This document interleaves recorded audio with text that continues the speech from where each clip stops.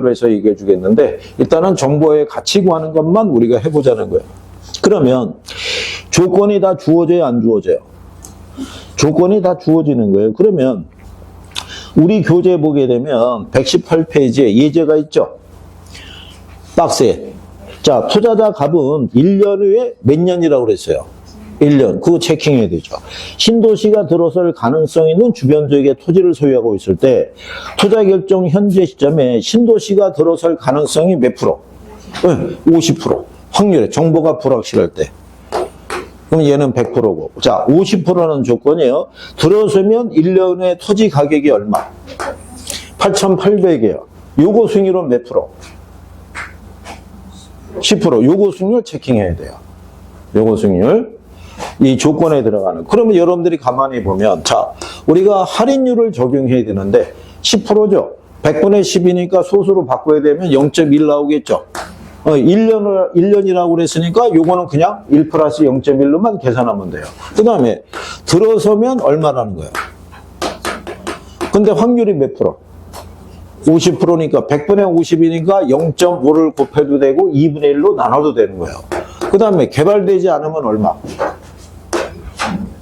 6,600이 될 수 있는 게 또 몇 프로? 50%예요. 그러면 여기서 암산으로 계산이 되죠. 8,800에 50%면 얼마? 4,400. 6,600에 50%면 더하면 7,700이고 1.1이니까 뒤에 거 떼면 얘는 7,000이라는 얘기예요. 그러면 정보가 불확실할 때의 가치가 얼마? 7,000인 거예요. 근데 100% 들었는데 100% 들었으면 조건이 하나밖에 성립 안 할 거 아니에요. 그죠? 그러면 얘는 그대로 1.1일 거고 100%일 때는 8,800이 될 수 있는 조건 하나밖에 없잖아요. 곱하기 1이니까. 그러면 얘는 얼마라는 거예요? 얘는 8,000일 거 아니에요. 그죠? 그러면 확실한 가치가 얼마? 8,000. 8,000에서 7,000 빼면은 정보 가치가 얼마? 그러면 투자자는 1,000만 원 이상만 지출하지 않으면 초과는 얻을 수 있는 거예요. 1,000만 원까지만 지출하면 정상적인 일은 얻을 거 아니에요. 1,000만 원 이상 지불하면 손해잖아. 무슨 말인지 알겠어요? 그러니까 정보의 가치를 구할 때는 정보가 불확실한 가치에서 확실한 가치에서 불확실한 가치를 빼면 돼요. 근데 이제 출제자들이 이게 기출이에요, 예전에. 원래 이 논리가 중개사법에서 처음 출제했던 거예요. 8회인가 9회 때 처음 나왔다가 이게 13회 때에서부터 학계론으로 넘어온 거예요. 넘어왔을 때 등장 문제가 이제 이런 거였어요. 그때는 계산기가 없을 때는 다 암산으로 계산할 수 있게끔 줬어요. 근데 여러분들이 강력하게 요청해서 계산기를 손에 쥐면서부터는 바뀌는 거예요. 40대 60, 45대 55 뭐 이렇게 바뀌고 얘도 2년 막 이런 식으로 바뀌는 거예요. 금액도 막 이렇게 안 주고. 그렇게 줘서 문제를 구하는데 요 정도는 할 수 있지 않나요? 요 정도는? 그래서 이거 몇 번 연습하다 보면 얘는 여러분들이 자신 있어 하는 거예요. 이거를. 그래서 기본적인 거는. 그리고 거기 119페이지 가면 하단에 예제 있어요, 없어요? 자, 이거 기출로 나와 있죠? 거기도 조건이 나와 있잖아요. 지하철 역사가 개발이 됐는데 몇 년 후에? 1년 체킹하고. 개발 가능성이 몇 프로? 60%. 그 다음에 개발이 되면 14억 3천이고, 개발이 되지 않으면 8억 8천이에요. 그죠? 그러면 14억 3천에다가 얼마 곱하면 돼요? 60%. 그러면 8억 8천, 여기 8억 8천에 얼마? 나머지 40%. 그리고 요거 수익률이 몇 프로? 10%. 대입하는 식을 알겠어요? 그러면 여러분들이 계산기 있어, 없어? 계산기 갖고 가잖아, 계산기. 계산기를 대입해서 하면은 값을 다 구할 수 있는 거예요. 그죠?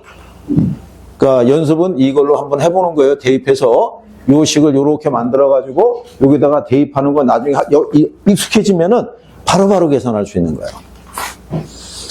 자, 그래서 혹시 아쉬울까봐 뒤에 예제 하나 더 있으니까 그걸로 확인해 보면 되겠고, 나중에 그러면 선생이 이거 한번 풀어보라고 예상 문제 하나 줄 수 있어요, 없어요?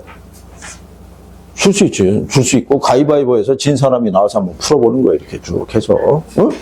괜찮아. 뒤통수밖에 안 나오니까 누구인지는 아무도 모를 거예요. 편안하게. 그 다음에 이제 121페이지에 가면 주택시장이라고 있어요. 주택시장.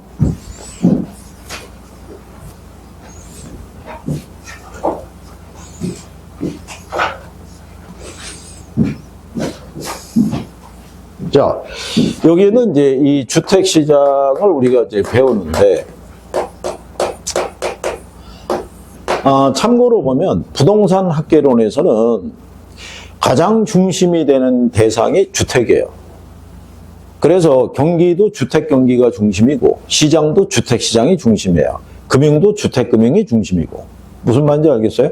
그러니까 특히 거기에 결부된 애들이 나오면은 정리를 꼭 해주는 게 시험에 자주 인용을 하는 거예요. 정책도 주택 정책에 관해서는 꾸준히 물어보는 이유가 거기 있다라는 거예요. 그죠? 그래서 부동산 시장도 주택 시장 말고 상가도 있고 오피스도 있고 다양한 유형의 부분 시장이 있어요, 없어요? 근데 가장 대표가 뭐예요? 주택 시장. 우리 경기도 할 때 배웠잖아요. 무슨 경기가 지표로 썼을 때 가장 대표적이다. 그게 주택 경기가 대표적인 거예요, 주택 경기가.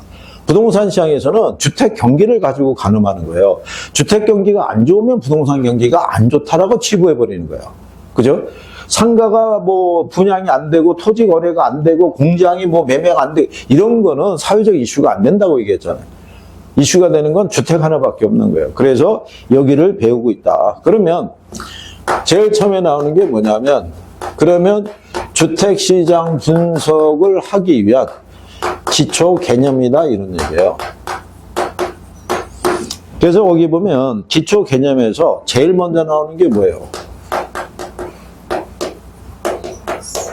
예, 주택 서비스라는 단위가 있는데, 주택 서비스라는 거는 주택에서 제공하는 효용을 나타내는 거예요.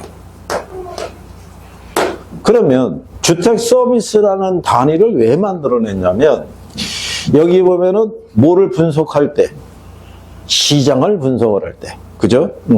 예를 들어서 시장을 분석할 때는 일반 분석이 있고 부분 분석이 있어요. 그러니까 일반 분석이라는 건 주택시장 전체를 분석하는 거예요. 그러면 주택시장 전체를 분석을 할 때 과연 2026년도에는 주택시장에 주택이 몇 채가 필요할 것이냐를 우리가 확인을 해봐야 돼요. 그래야지 공급계획도 수립하고 그럴 거 아니에요. 그죠? 그런데 주택이라는 거는 동질적인 상품이에요? 이질적인 상품이에요? 이질적이잖아. 그러면 시장을 분석할 때 어렵잖아. 아파트가 몇 채 필요하고, 그것도 평형에 따라 다 틀릴 테고. 그렇잖아요? 단독주택도 평형에 따라 다 틀릴 거고. 연립이나 뭐 이런 것도 다 마찬가지 아니에요. 그러면 시장 2026년도에 얼마가 필요할지를 유형별로 분석한다는 건 불가능하다고요. 왜? 사람들의 소득 수준과 매칭을 해야 되고, 올해 주택 구입 계획이 있는 사람과 없는 사람을 다 나눠서 해야 되니까 표본을 구하기가 너무 힘든 거예요. 그러면 시장을 분석하기 힘들다 보니까 거기에 대한 대안으로 나온 게 이거예요. 무슨 얘기냐면, 주택을 물리적 측면에서 놓고 보면 얘네는 이질적인 상품이에요. 예를 들어서 주택을 기준으로 하게 되면 단독주택 있죠. 그 다음에 아파트 있죠.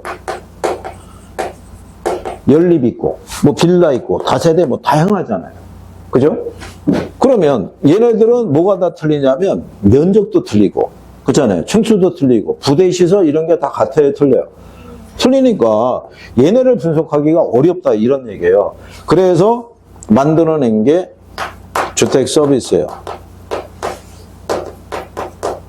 이거를 기준하면 얘네가 동질적인 상품이란 얘기예요. 왜 동질적이냐? 얘네들은 물리적으로는 틀리지만 주택 서비스라는 관점에서는 이걸 제공해 주는 거는 똑같은 거예요. 공간을. 우리가 거주할 수 있는 공간이 있죠. 외부로부터 나와 내 가족을 보호해 줄 수 있는 공간을 제공해 준다는 건 똑같은 거예요. 다만 공간에 뭐만 틀리겠어요? 서비스. 공간의 구성만 틀릴 거야, 양만. 그런데 이 이론의 가정이 뭐냐면, 시장에는 소득이 높은 사람과 소득이 낮은 사람 두 부류만 있다고 생각하는 거예요. 그러면 소득이 높은 사람들은 많은 양의 공간 서비스를 소비할 것이고, 소득이 낮은 사람들은 적은 양의 공간 서비스를 소비할 거 아니에요. 그러면 공간이라는 개념을 놓고 보게 되면 얘는 다 똑같은 상품이라는 거예요. 그러니까 소득에 따라서 그러면 얘네들을 공급할 때 공간의 규모가 큰 주택을 공급할 수도 있고 작은 주택을 공급할 수도 있어요, 없어요? 그러면 알아서 소득에 따라서 소비하는 양의 차이만 있을 뿐이지 공간을 필요로 하는 사람들에게 공간을 제공해 줄 수 있는 거 아니에요. 그러니까 시장 분석을 용이하기 위해서 만들어낸 단위가 뭐다? 그게 주택 서비스라는 거예요. 그런데 이 이론이 성립하기 위해서는 또 가정이 있어요. 정부는 일정 수준을 정해주고 일정 수준 이상의 주택을 고가주택, 일정 수준 이하의 주택을 저가주택이라고 해요. 그러니까 일반적으로 소득이 높은 사람들이 무슨 주택을? 고가주택. 소득이 낮은 사람이 무슨 주택? 그럼 저가주택은 당연히 공간 서비스의 양이 적을 거 아니에요. 고가주택은 공간 서비스의 양이 클 거 아니에요. 그죠? 그런데 정부는 여기서 조건이 뭐냐면 일정 수준 이하의 저가주택은 이게 금지되는 거예요. 뭐가 금지된다? 신축이. 그러면 소득이 낮은 사람들은 자기들이 원하는 주택도 시간이 지나면은 서비스의 질이 이제는 다 할 거 아니에요. 근데 새롭게 공급은 안 돼. 그러면 소득이 낮은 사람들이 필요한 주택은 어떻게 공급받을 수 있다는 거야? 이 사람들이 살다가 이 사람들이 이사 가면 집이 비어질 거 아니에요. 그걸 공가라고 그러죠. 그게 공급되는 과정을 여기서 설명하겠다는 거예요. 그게 여가 과정에서 배우는 거예요. 여가에서. 자, 그러면 주택 서비스라는 거를 여러분들이 배워봤고요. 뒤에 가게 되면 주택 수요하고 주택 소요라고 돼 있죠. 거기 122페이지에 용어를 이제 배우는 거예요. 두 번째.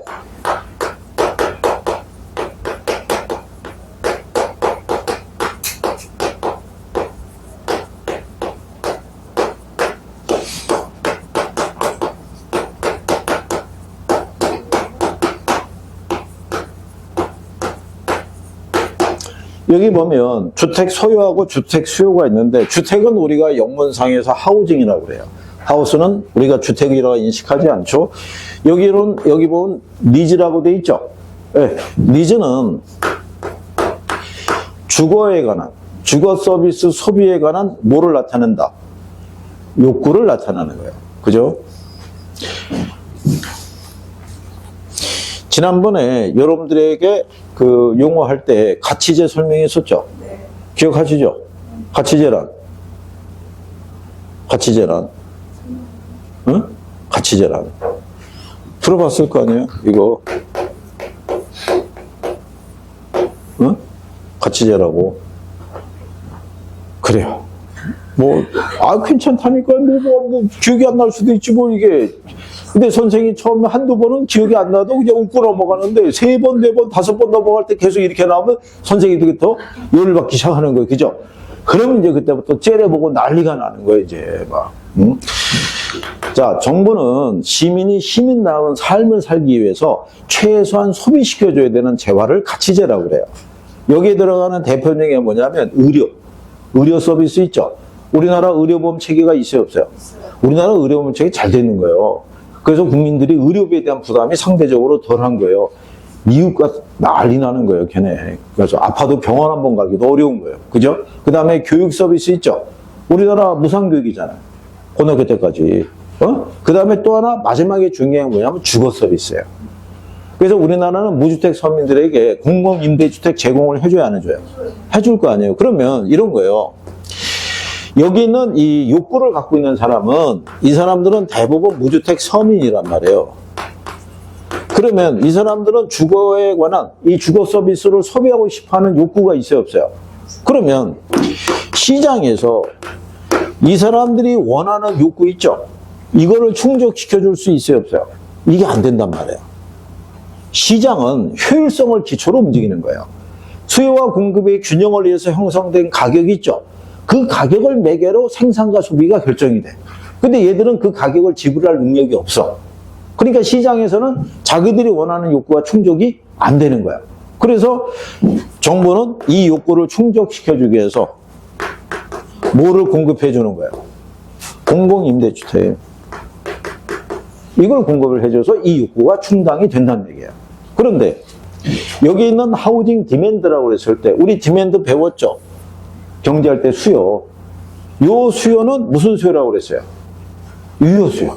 그러니까 얘네는 욕구만 있는 게 아니라 뭐를 갖추고 있어요?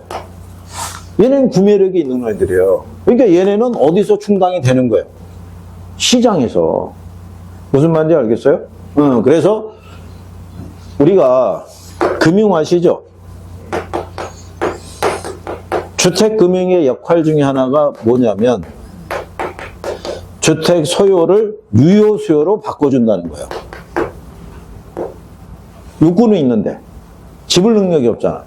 근데 대출을 지원해주면 얘들도 유효 수요로 바뀔 수 있어요, 없어요? 그래서 그게 금융이 하는 역할이라는 거예요. 이게 시험에서 지문으로 한번 나온 거야. 그래서 그러면 이 사람들의 욕구가 시장에서 어떻게 충당이 되는지의 여부를 우리는 그 밑에 가면 주택시장의 여과과정이라고 있죠. 네, 거기서 배워가는 거예요. 그렇죠? 네. 그래서 여과를 들어갈 때 단원에 일단 별표 하나 하는 거예요. 그리고 이제 세부적으로 들어가면서 별표하면 되니까 자 잠깐 쉬었다가 이거 해보자고요.